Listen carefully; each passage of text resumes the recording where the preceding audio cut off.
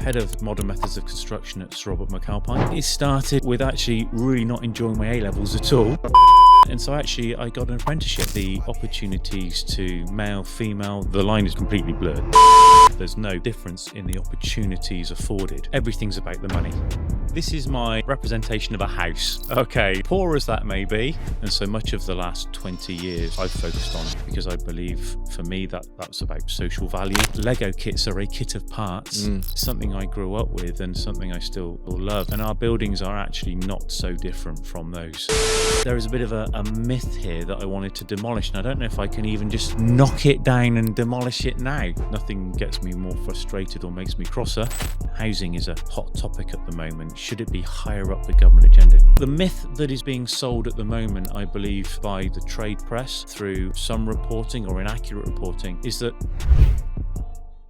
Hello and welcome to the Thrive in Construction podcast. Today we have Scott Tacchi as our guest. Scott, welcome. Thank you, Darren. Thank you very much. So let's start at the beginning. I think for those people that are listening and watching this, they'd be maybe wondering, I've never seen this guy before. Who is he? What does he do? Fine. Okay, so I'm the head of modern methods of construction at Sir Robert McAlpine, and I've been here for just over a year. Before that, I spent 4 years in the Department for Education as a civil servant, and I ran the off-site construction program. I was head of modern methods of construction for the Department for Education, and as part of that role, I ran the off-site framework, which was a £3 billion 4-year construction framework, primarily aimed, probably as it sort of says on the tin, delivering schools via modern methods of construction, primarily off-site, and a very successful and game-changing framework for many government departments to follow on from. Mm-hmm. Prior to that, I spent 15 years in consultancy. So I was a director, regional director, companies like Ridge, Mott MacDonald and Mace, running the PM and QS side of those businesses. So quite a varied and I think quite rounded experience that I've gained through the three primary different aspects of the construction industry that we see. So where did you start? Where did this all start for you? Was it in the QS and project management? So in actual fact, for me, it started with actually really not enjoying my A-levels at all. And what A-levels did you do? Oh goodness me, I was doing technical drawing. I was doing I think was it physics and something. I almost can't even remember, Darren. It's wiped it from your memory. It's been that long ago, and I didn't enjoy it. And so actually, I got an apprenticeship. I got an apprenticeship in structural engineers. Mm-hmm. I was on a drawing board. Mm-hmm. I spent 4 years drawing, going out surveying buildings, and really falling in love with the construction industry and the built environment. What was it specifically that you enjoyed about the construction industry then? You said you fell in love with it. Yeah, I mean, as a kid, I wanted to be a demolitions expert and blow stuff up. Probably like many of us in construction. But for me, just seeing the value in what we do, how we live our lives. You know, we spend the majority of our lives, probably for a lot of people, inside buildings, and how those environments come into being is no accident. And there's a tremendous amount of effort that goes into the creation of our built environment, something that I value greatly. I think as an industry, we don't value the work that we do and the impact that we make on people's lives. Maybe that's a UK thing rather than a European thing. I see much greater emphasis put on the professionalism of construction in Europe than I do in the UK, and the desirability of working in that sector. For me, it was never an undesirable sector to work in. It was something I loved, and to this day still love doing the job that I do. I think I'm very fortunate in that. So as a teenager, did you find yourself driving around the streets and looking at buildings and thinking, "Wow, how did that come to fruition?" Yeah, I mean, and also labouring on buildings as a teenager, helping friends and This is part of your apprenticeship, was it? No. So this is earning summer jobs. Okay. Yeah, just working on and understanding how buildings are put together. Just sparked something in me as something I then always wanted to do. That's great. So was there anyone in your life that you would say has been an inspiration to you specifically towards construction or the role that you're in at the moment? I mean, this might be cliched, but my father was in construction before me, Okay. around products and selling around windows, doors, trusses, to housing developments and other developments. So he clearly had a significant impact on me. I grew up in sort of that environment. Mm-hmm. There has then been one or two people through my career, Mhm. a formal boss within Mace, a Mhm. guy called Simon Doyle, Mhm. who really showed me what it was to be professional, and somebody that I've tried to imitate through my career. Um, so yeah, and there have been one or two others as Others. well. Yeah, Mike Travis and Mark McDonald. Okay. Again, somebody that cared about what they were doing, cared about the team, and were nurturing both of those that I've named, nurturing individuals. And I've seen the opposite side of that as well. Clearly, also we won't talk about that. So it's interesting that you mention about the nurturing side and how that's inspired you and how that's enabled you to be where you are. But I'm wondering, kind of going back then to the nurture that you had at home, did you feel that come through from your father as well? Oh, absolutely. Yeah, I mean, we talked today about whether the construction industry is a desirable environment to work in, and there's a lot of challenges that we see, particularly within the trade press, and it's being portrayed as being very negative. Mm. For me, the construction industry was never a negative environment to work in. Yeah. I saw that from home, Yeah. and from people that I knew who were tradesmen, who all had a love for it. Mm. And clearly that did rub Come off through. on me, and I think that's where we have an issue as an industry, that the love for construction that I grew up with, it isn't portrayed to a new generation, a generation that we desperately need to come into the construction industry. Mm. I definitely have seen that there is a gap there for sure of those stories and that passion being told Mhm. to that next generation. But I know from conversations I've had with people that are going through the process of university and doing apprenticeships as well, that there is that love there and that excitement there. But I guess the area that I see for improvement potentially is going back into senior school, maybe even into primary school, of those conversations. What do you want to do when you get older for a living? Well, I quite fancy being an architect, or I quite Mm. fancy like the word QS, or quantity surveyor. Is So what does it mean? you don't get those words being banded around, sub 18, do you really? No, it doesn't really mean anything to anybody. I mean, I've spoken to in the past how I spend quite a lot of time doing lecturing. So I do guest lecturing at UCL, at Loughborough, at UWE, something which I find hugely satisfying in terms of giving back. Mm.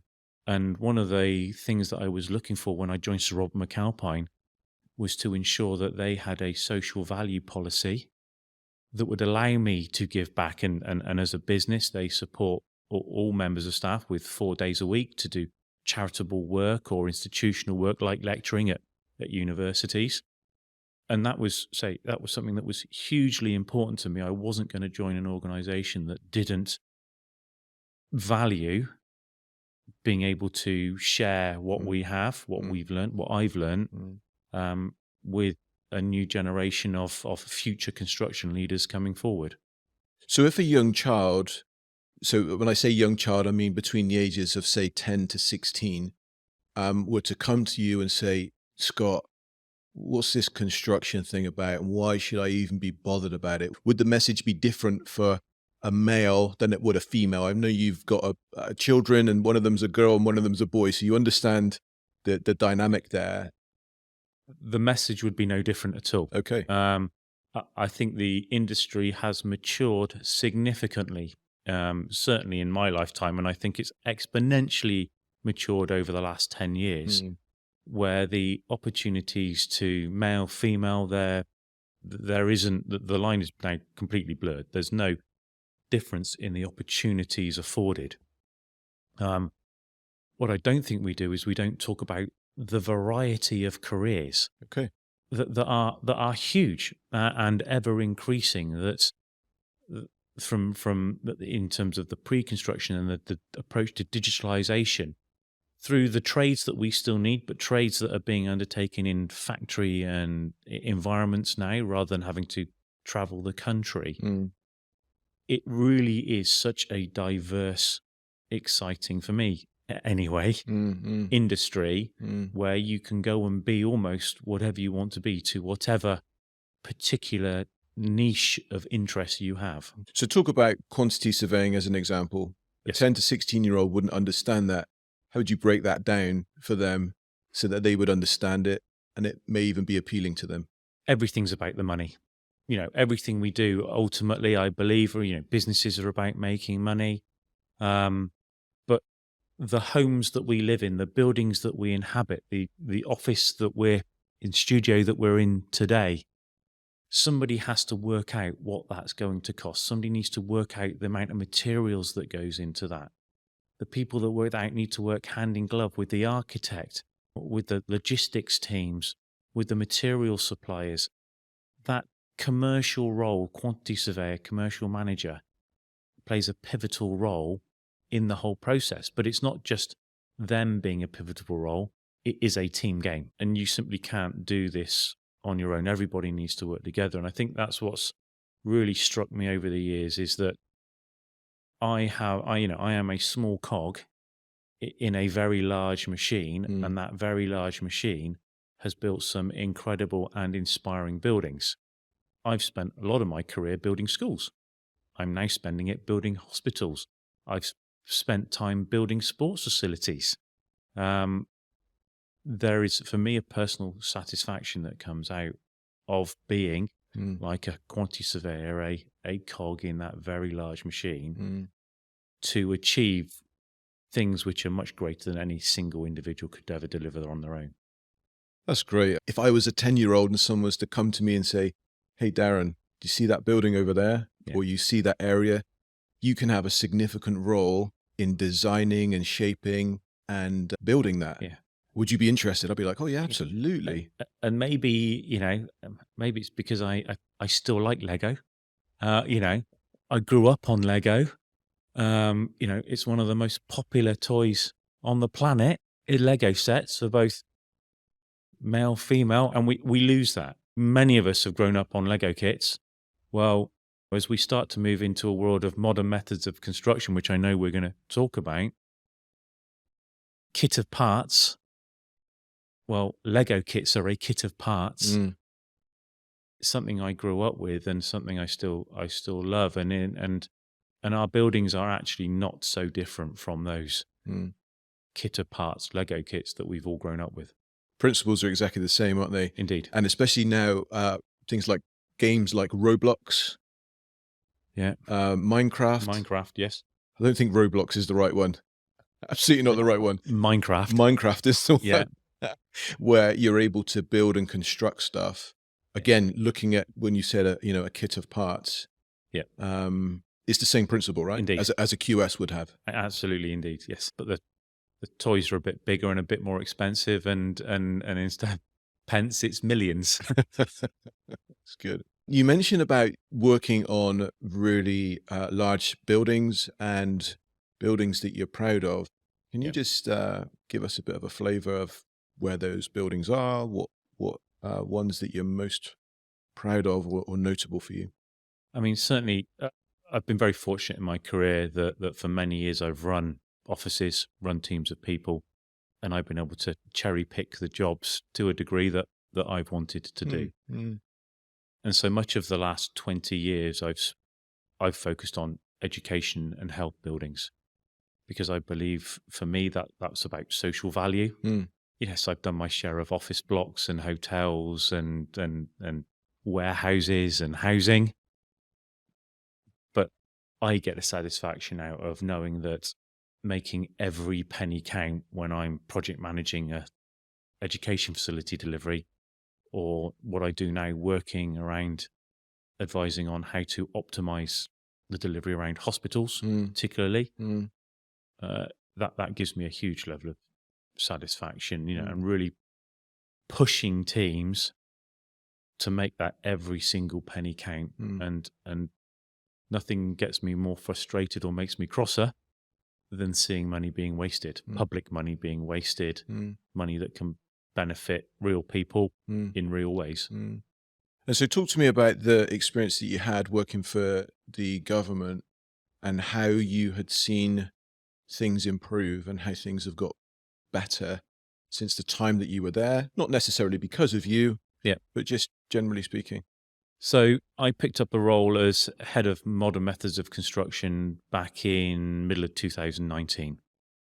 Okay, and that was to launch a new framework or head up the modern methods of construction approach within the Department for Education. And as part of that, launch a £3 billion 4-year framework around offsite school delivery.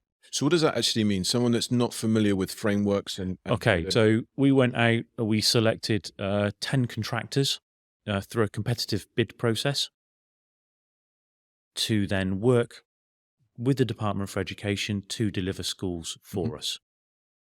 But instead of competing for every job, we would go through a process of, and I'll use the full name, performance-based direct allocation. Okay. Other people might know it's similar to direct award, but it was based on their KPI, key performance indicator performance. And we were allocating projects. They still had to go through a proving process of value for money. Cost was an element of that. But it really was a framework built on collaboration, built on alliancing principles, a one team, 10 contractors working to better themselves and better each other, right, and deliver the greatest value for money that they possibly could in building schools. I believe and still believe to this day it's been a transformational framework, not without its difficulties. We launched the framework and then 6 weeks later, the world got shut down with COVID. We've had hyperinflation. Which still continues to this day. Some major issues came out through the delivery of that program in its early days. But what I see now is other government departments sort of picking up the baton and really moving what I mean, it's still a live framework. It actually concludes in January of 24, so very shortly. But picking up the baton that we started and moving the whole procurement, or certainly around public sector projects, into a much more collaborative, allianced approach. And which is good for all of us as taxpayers, as they look to squeeze every penny they possibly can of improvement for us, the taxpayer. So it seems like then that this was a pioneering element that you were involved with the government. I certainly believe it was, and I can't take all the praise for it. There was a big team involved in this, but a very forward-thinking team that we were able to do something which hadn't been done before. And where did sustainability or the climate crisis feature within this framework? Okay, so very much when the framework was being designed back in 2019, the carbon zero agenda wasn't really a thing. That's really come into play, I would say, probably since 2020, 2021. But within the program, there is a specification for delivery, and the specification for school delivery in a lot of public buildings, it was being updated as the framework was being rolled out, as projects were being let.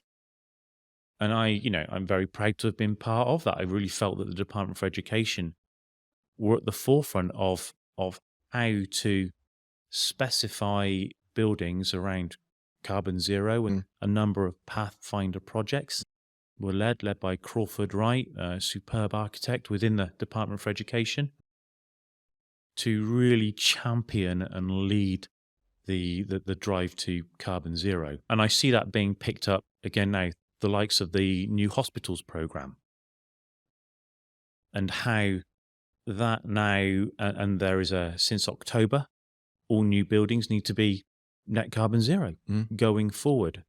Really pushing at this agenda now. I see that being done with defence estates, Ministry of Justice, even national highways. How do we build roads that are carbon zero? All programs that I am involved in to a small degree, which is a superb thing. I'm very pro saving the world. I wouldn't suggest I'm the best at it. And what I really see now is government departments and quite a few actual private developers picking up where I feel the government has let us down. I watched the outcome of COP28 that we've just had, and some targets being achieved, some targets being set.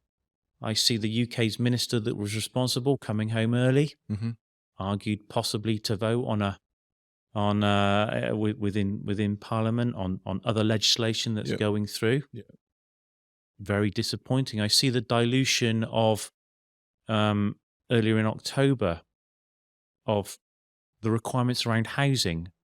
I see other legislation around environmental protection, nutrient neutrality law, trying to be diluted for what I believe is actually environmental terrorism by the government for profits of house building. I find those all very disappointing.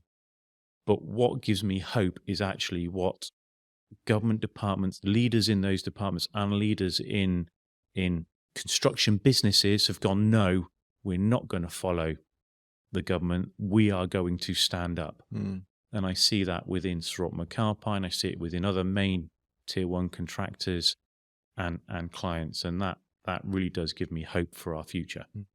That's great. Which brings me on to a question actually, is where do you think that changing to a more sustainable way of constructing or a push towards net zero, where do you think that leadership should come from if you look at government or if you look at industry?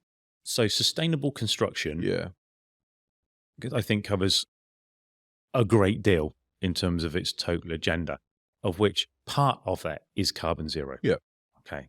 But it's much broader. Sustainable is much broader than yes. purely a discussion around carbon zero. So if I look at the role that I'm doing, okay, around modern methods of construction, okay, an agenda which over the last few years has been sort of gaining more and more speed, more and more in the public consciousness. That's around productivity improvements. It's around sustainability improvements. It's around profitability improvements. It's around carbon zero. And if we put housing to one side for a moment, because I think that is a very separate and different industry, I see great strides being made within, let's call it main contracting, or what we're doing outside of housing in terms of industry, tier one contractors, and other tiers of contractors, of supply chain, of material manufacturers, of plant suppliers, all saying we can do this better, we can think differently, we can do it better. And looking at modern methods of construction, not as we're going to build a volumetric unit in a factory, but looking at it in terms of the way that we in Sir Robert McAlpine have defined it as contemporary innovation, looking at all innovation, the very best of what's happening within the construction industry, and thinking, can we deliver better? Can our outputs be better by looking at all the innovation that's around us and cherry picking the very best where it adds value? So I see it being more industry driven, yes, than I see it being government driven. And I think that's right as well. I really don't buy into the big brother, government needs to dictate everything to us approach. Having been a civil servant for 4 years, I buy into that even more now. Okay. I see the limitations that central government can do. It really needs to be for individuals and businesses to make that step change. And I see that happening and can give many examples of where that's happening. What do you think the government's role is then within that? So if industry's leading in this way, and you're giving examples of how that's happening, and it's quite clear and evident that you're wanting to be part of that and are part of that, definitely within Sir Robert McAlpine at the moment. But what would you say the government's role is within that, if at all? Okay, so I think we need to differentiate between what is central government and what are government departments. Okay. Because they can have two very different roles.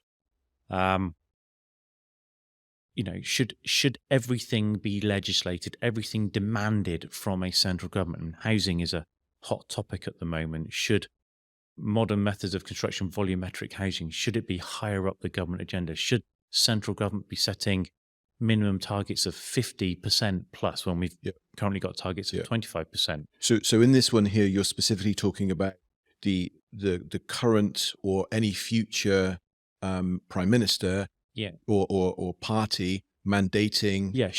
So I question, should they mandate? Yes. Okay. Well, there's already guidance. Okay. And I think we're a democratic society. Yep. We hope. Yep. We should be given free choice. Okay. And products should stand off on their own benefits. Yeah. So I don't believe in a central government dictating you shall use and mandating every product and every item that we need to adhere to and adopt. I think there is guidance that can be given that then government departments can then strengthen in their rollout of programs, just like I did within the Department for Education. But quite often what I see, not only within housing, but within other areas as well, is somebody has a good idea about a widget, whatever that widget is, and that might be a widget that is a volumetric house, or it might be something else that is more expensive, potentially not as good quality, and then demanding that government mandate that product. Okay. Well, that is something I don't believe in. I believe if you have a better product and you have a good business case, then your product will sell itself.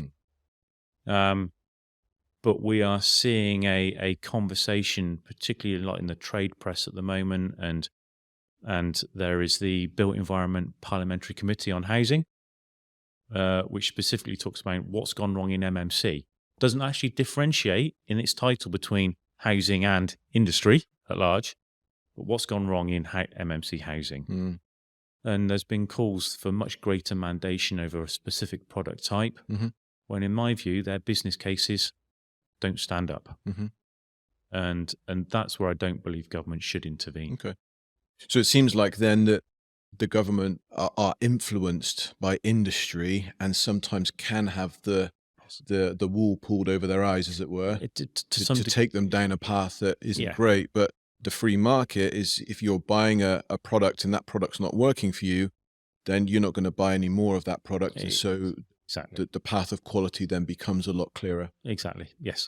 So what if let's talk about MMC. If you can just break that down, what MMC is, and then you've mentioned that there's a difference between MMC within the domestic area and MMC within the kind of general contractor area at large. Absolutely. So I think you need to understand why we're even having a conversation around modern methods of construction.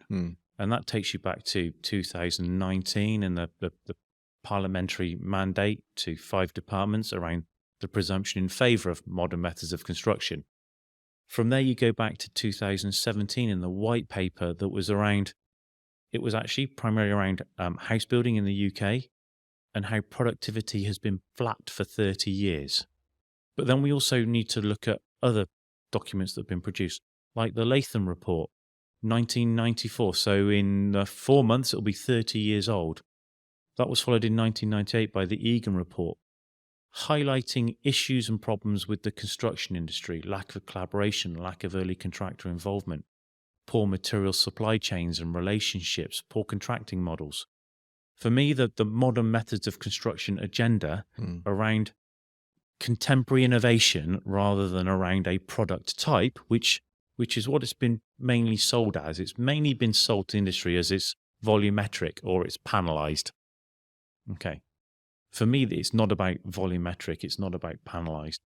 It's around a phrase I used earlier on with you, contemporary innovation in all aspects, be that digital, be that componentization, materials, process, procedures, to drive better outcomes. So it's how do we take a beat? Okay, pause for a minute, which is what we do when a lot of jobs come into the business. Can we take a greater approach to standardization in whatever, or rationalization to our off-site build? Can we improve the quality? Can we do it faster? And can we improve our outcomes? For me, that's what modern methods of construction is about. And certainly the improvements in digital and everything that's coming through BIM, and some incredible innovation, even in the last 18 months that are coming through, are acting as real enablers to do, platform developments and design for manufacturing assembly.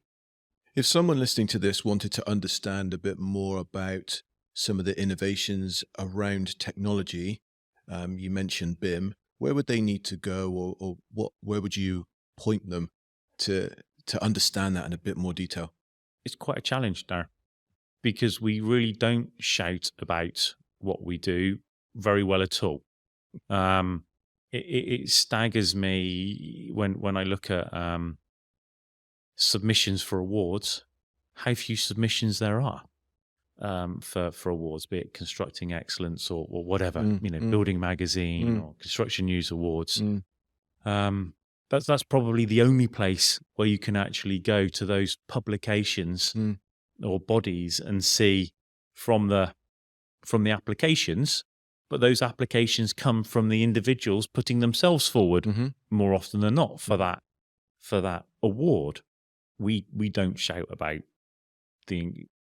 quite often what is incredible, and so as an individual trying to find out about something, sometimes it almost feels like it's potluck, or you have to attend trade shows and spend hours walking around stalls to go in and find it. But there is an issue, I think, that underlines this with the construction industry in the UK particularly, where we aim, our target is to make 2% or 3% profit. That is in no other industry.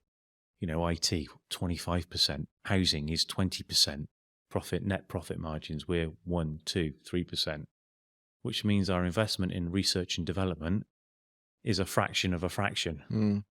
And so they're just maybe why productivity has been particularly slow is only now starting to ramp up. It's because there simply isn't the investment. How does that feature for you then? And what is it that you're doing in Sir Robert McAlpine to either directly address that or to indirectly address that?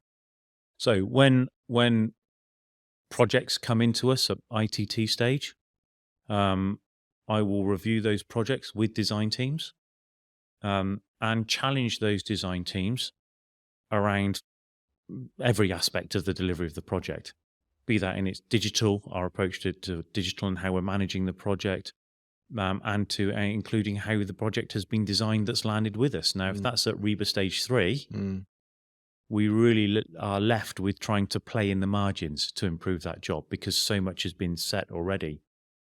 But where we get the opportunity to be involved at a much earlier stage, we can make real fundamental change and bring improvements to those jobs, speed them up, reduce the cost, reduce the defects.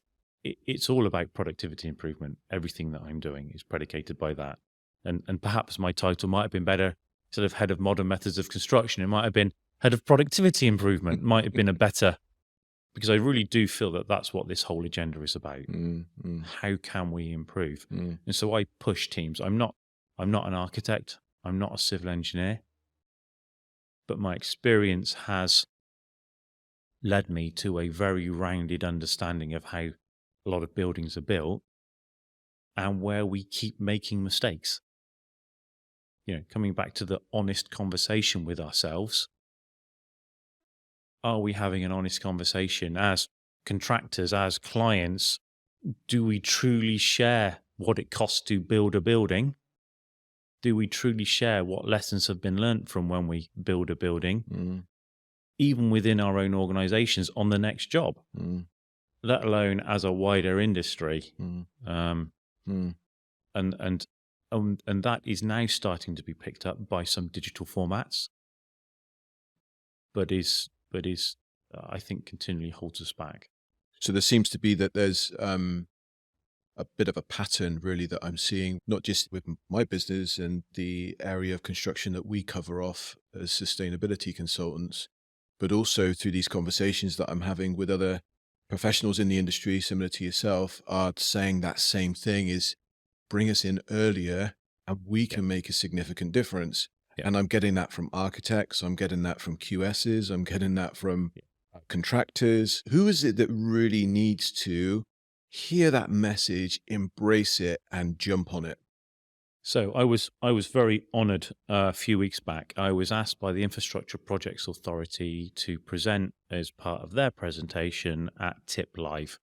So what is TIP Live? Transforming Infrastructure Programme Live. So it's the yearly conference, centrally government sponsored. Most government departments are represented with a large proportion of industry. And I was asked to specifically address one area, which was the construction playbook and early contractor involvement. And I spoke about the opportunity losses.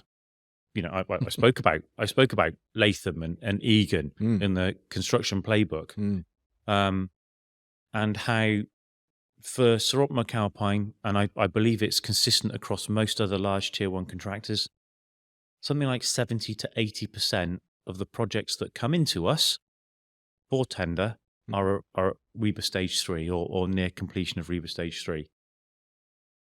And how we've lost the opportunity to affect probably within that 60, 70 or 80% of the opportunities.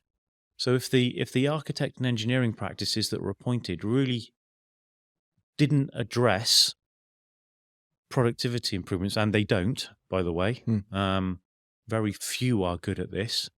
If it's not been addressed in those early REBA Stage 1, 2 and 3 stages, then we've lost most of the opportunity. And as I touched on earlier, we're left playing in the margins. And that frustrates me, because I look at schemes and think we could have done that so much better. We could have saved millions on many projects, finished weeks, if not months earlier on many projects, handed over defect-free buildings through a different approach to industrialized delivery and off-site componentization. Really, who does it fall to? Within central government, there is a requirement by Treasury to show value, demonstrate value. For me, unfortunately, value, or that definition by Treasury, is cheapest. And we still, as an industry, haven't got away from cheapest is the demonstration of value. And they're two very, very different words, aren't they? Value is different than cheap. Value is very different from cheap. Most of our government programs are still predicated on cheap. A lot of clients still think value is determined by cheapest. I can tell you it's not. There is a whole conversation and many guidance notes. You got value playbook has been written around, what are the long-term costs and benefits of actually investing a little more and getting true value rather than the very cheapest possible product. So to put you on the spot here, how would you define value specifically within the construction industry? If someone was to come to you and say, Scott, I need good value from this building, good value from this development. Good value is never the cheapest. Okay, so let's just underline that, because to answer your question, it's actually a much more complicated question. For me, it is about what are you trying to achieve? What is your outcome-driven goal for why we're even building this capital program? How are you trying to offer this service to your customers? Be that somebody in a customer that's living in their own home, or customers being patients in a hospital, or customers being kids in a school. What is your ultimate goal? What are you trying to achieve? And I would say, most of that is a is a space that you want to be in, an enjoyable space to be in, a space where you feel safe and comfortable and warm and protected. Very rarely do you achieve that by and I'll call it value engineering, but the term is really cost cutting, to a point whereby you've provided the very cheapest you can possibly provide. And when you wrap in life cycle, when you wrap in carbon zero to that, I would say never are those things best represented by the very cheapest price. I believe you get what you pay for. And rarely do I go and look for the cheapest tin of beans on the shelf because they do not taste the same. And they don't help you long term. Yeah, exactly. And I'm sorry to bring it down to such it's very granular, that granular analogy of a 19 pence tin of beans is not the same as a 50 pence tin of beans. I know the difference. And you know the difference in buildings. So what is value? I think we need a national conversation around value. I really like that concept that you spoke about of having that clarity of what good looks like, because that's really the only way that you can judge what value is. Yes. Is you need to have an end goal, or at least a clear picture in your mind of what a future state needs to be. And there's a quotation that I heard a while ago by a guy called Robert McAlpine, and he says something, I think it will resonate with you. He said that we are kept from our goals not because of obstacles, but by a clearer path to lesser goals. So the thing that is preventing us from achieving our end goal isn't the obstacles that are in the way.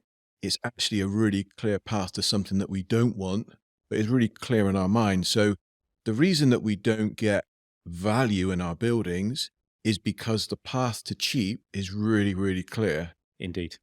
Yes.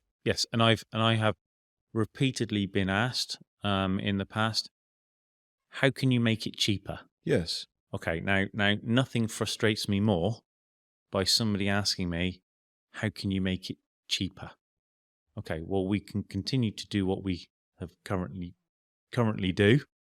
And we will probably, in the short term, make it cheaper. In the long term, we make it significantly more expensive. And be that expensive at an expense at our environment, or expense at user experience, or expense at maintenance and defects. A conversation that I'm having with people at the moment is, okay, if a factory-produced product may well be more expensive on an Excel spreadsheet as a package that you're buying.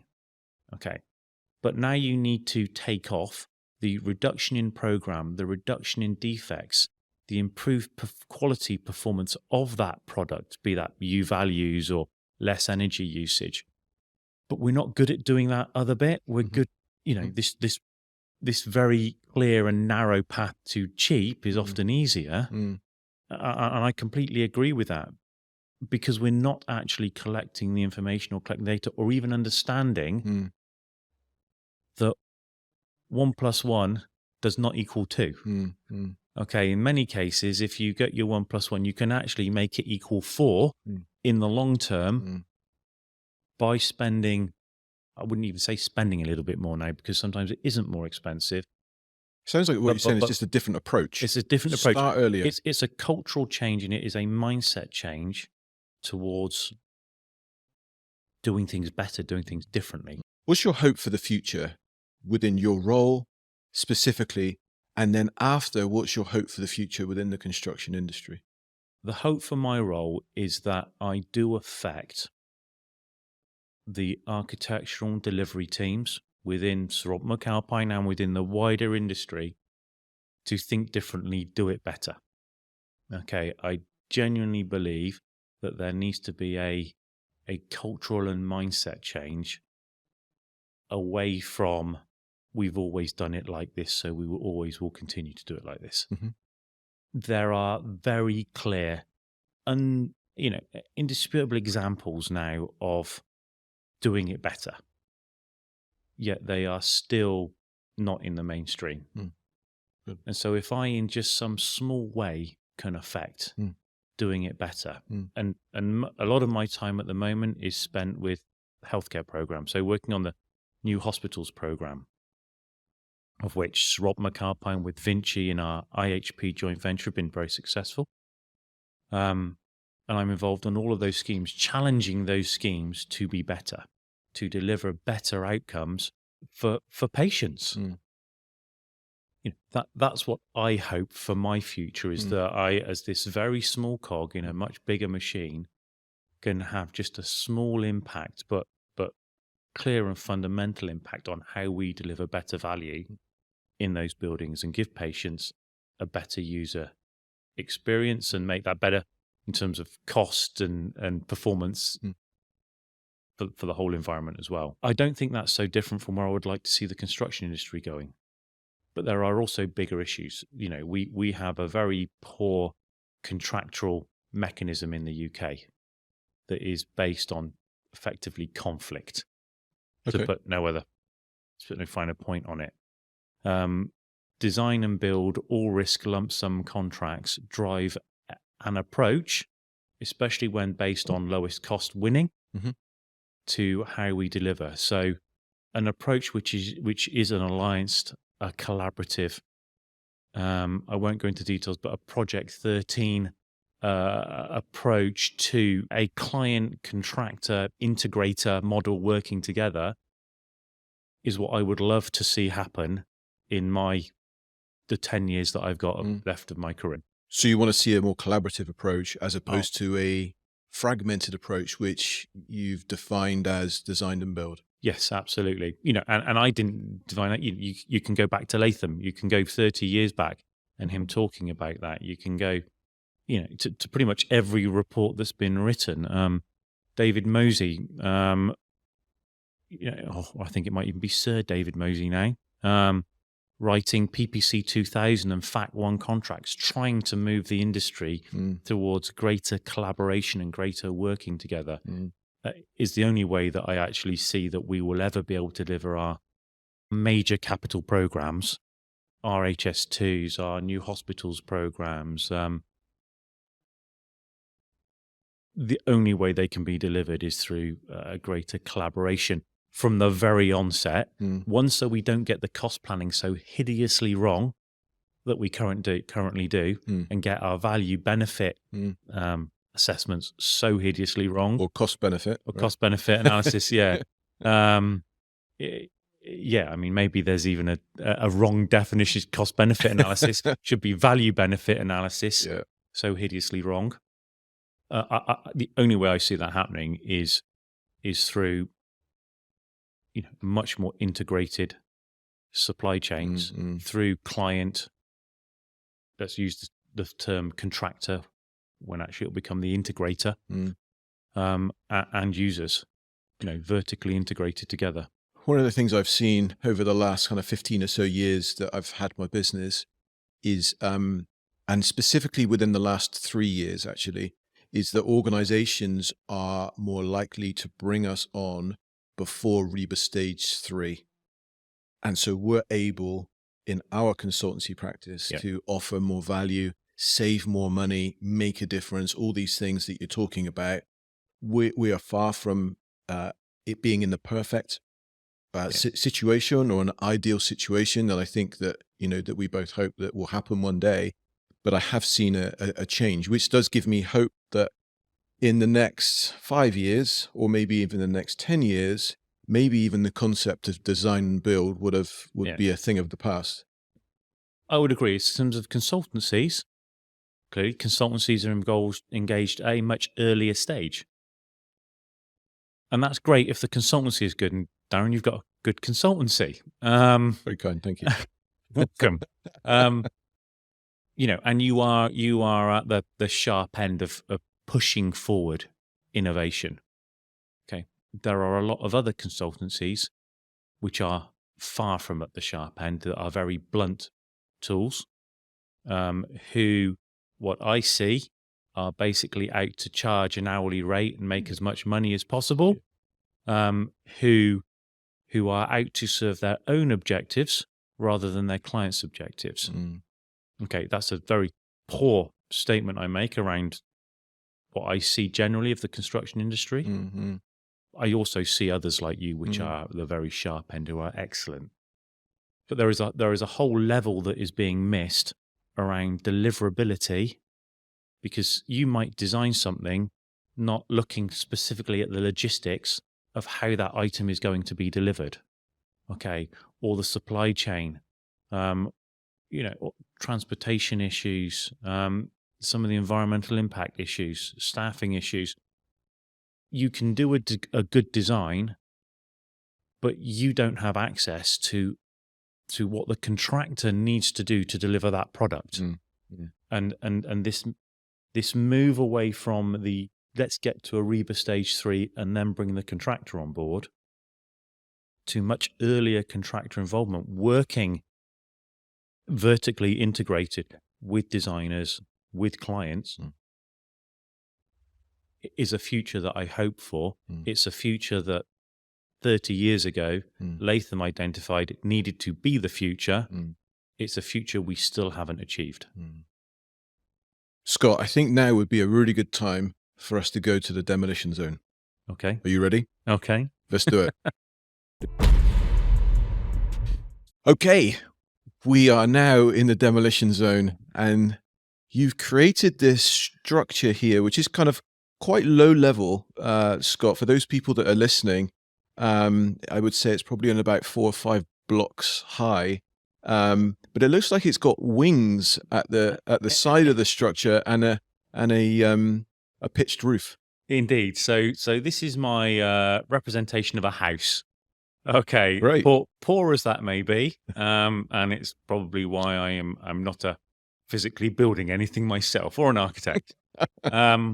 So this is my representation of a volumetric factory-built house. Okay, and this being the demolition zone, I want to knock a myth down that I think is being portrayed in the markets at the moment, right, in the industry. Parliamentary Built Environment Committee. What's gone wrong in modern methods of construction? It's something that I post about regularly as I watch and as I follow the interviews that are taking place. And the interviews have been very mixed in terms of the positive attributes of volumetric and MMC housing versus the negative attributes, problems with insurance, problems with factory pipeline. Should government put more money and weight behind volumetric housing in specifically?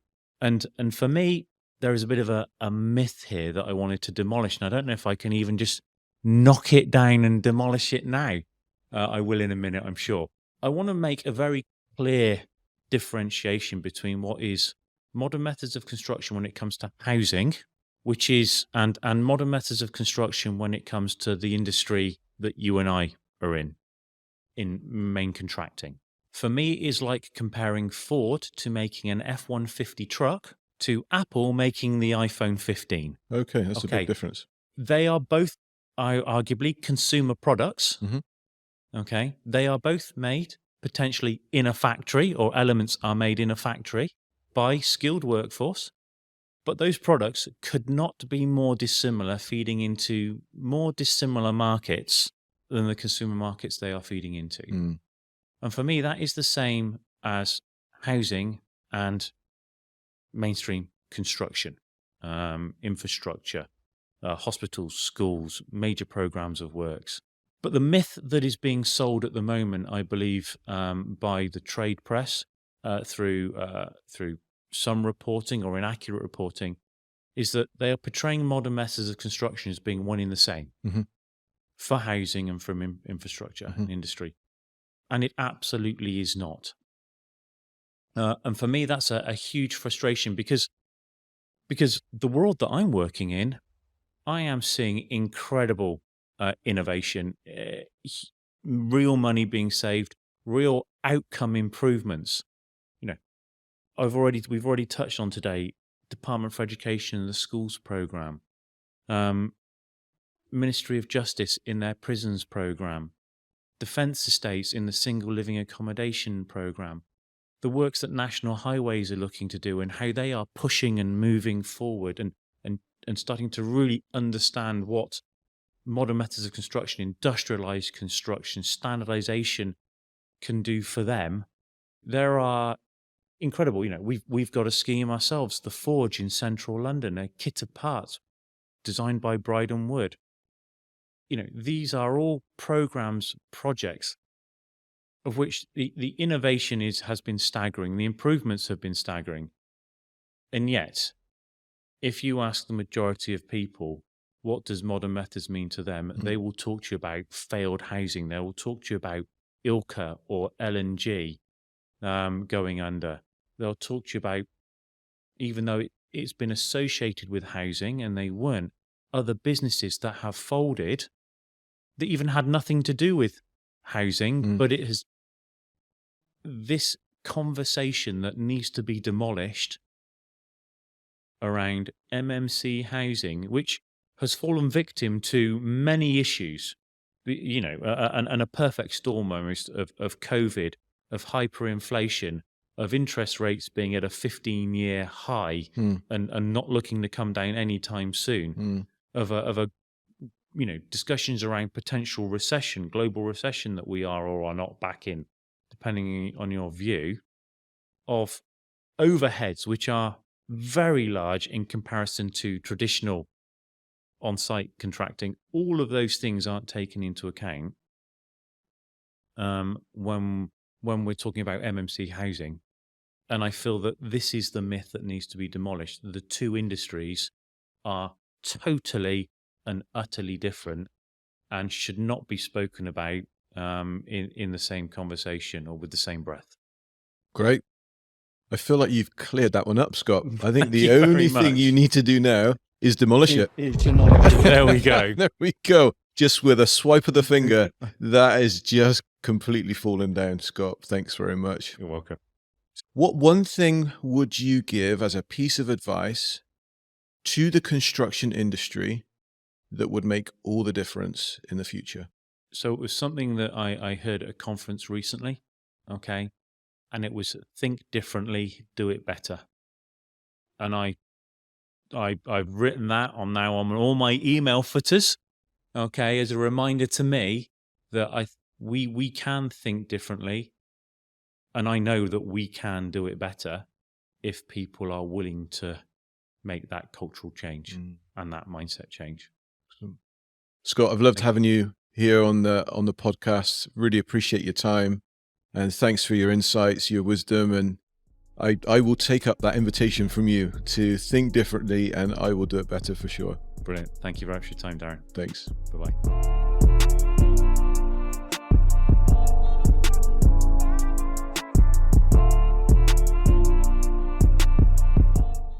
I'd like you to do me a favor, and I don't mean here just to ask you to subscribe and to follow, but what I'd really like you to do is to share this podcast with as many people as you think would benefit from it. I would love to maintain the quality of people that are joining me on this podcast, and so in order for me to do that, I really need your help. It could be somebody that's looking to get into an industry, but they're not quite sure what industry they want to get into. Maybe it's a teenager that is just finishing their GCSEs or starting A-levels. Maybe it's somebody that's doing an English degree at university, but is not quite sure what they want to do with that degree. So I invite you just to share this podcast with as many people that you know so that we can grow this community, so that we can maintain the quality, engaging conversations that we're having together. Thank you for your help.